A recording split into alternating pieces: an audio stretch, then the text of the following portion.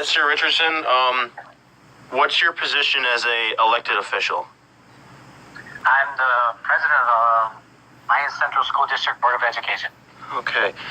So I'm going to have a few questions for you. And my first question will be, do you feel that there's apathy for the position? And if so, what's the cause, the size of the problem, or a solution that can be taken to fix it?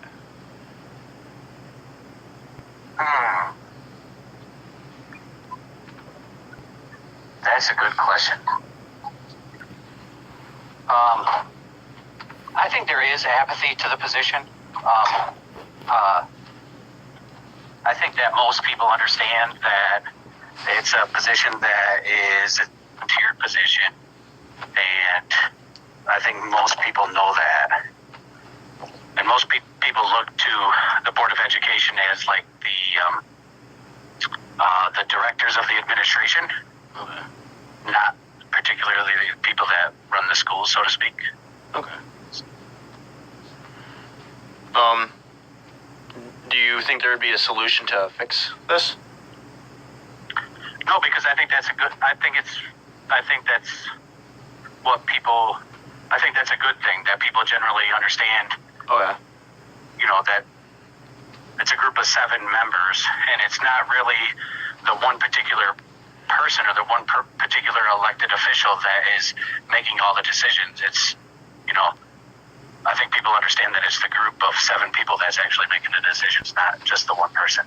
Okay. So I think there's apathy for the position. Okay. So my next question is, do you think there's a motivation for seeking the office in the area of Lyons? Sure. Yep.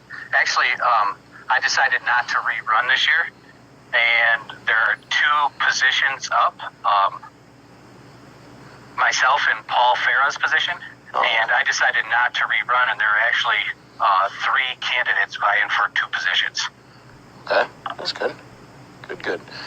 So that brings me on to my next question, that do you believe that the election process is good and is given to the most qualified person for the job, or do you feel that there should be some things changed to make the process better? Well, that's a good question, because who determines whether they're the most qualified candidate for the position?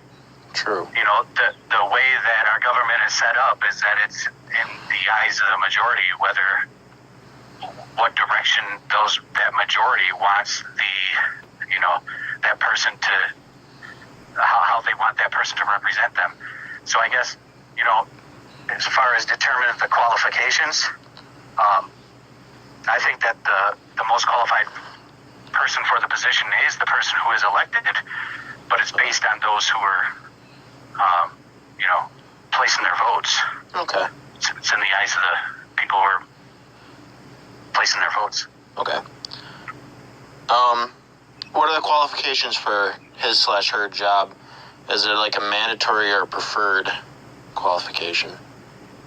No, there's an age. You have to be 18 years of age or older, and you have to be a resident of the school district you have to live within the school boundaries. Okay. And those are the only qualifications. There's not educational requirement or anything like that. Okay. So when said person is elected, what are the duties of somebody that'd be part of the Board of Education? Sure. I think the duties are to represent the people that elected you, and to help balance the pull and push between the students, the school district itself, and the community. Those are the three forces that come into play when you're talking about a school and a school district.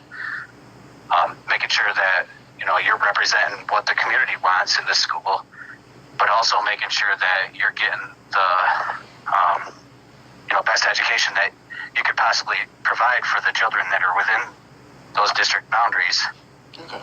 While also a team of administrators that can lead the school. Okay. So, what do you believe are some of the major issues in Lions in the area around it today, and like the school purpose of things?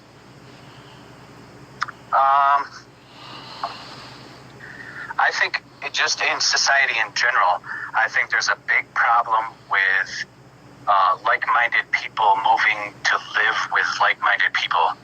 So, in other words, back like in my parents' day, it used to be, the population wasn't so transient. So, if you grew up in Lyons, you would have a family that also lived in Lyons, and then they would have a family who also lived in Lyons, or within the close surrounding area.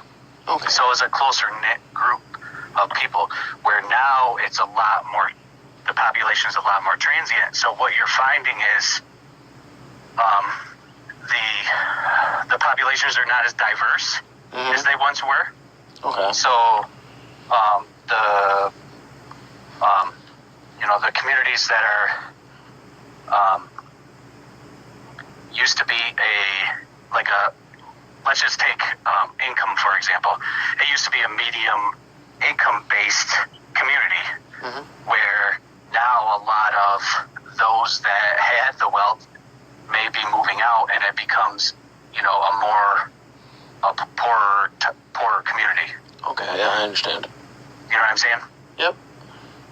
And I think that's what's facing a lot of the places, a lot of the places around. Okay. So with that, what would you like to see happen in the area in the next 10 years? Businesses, jobs, development, building, growth. What would you like to see in the school in the next 10 years? Within the school in the next 10 years? Yeah.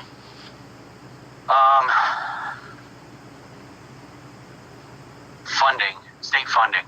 Okay. A better distribution of state funding. Well, that is all of my questions for you today. Thank you for your time. All right, thank you, Casey. Yeah.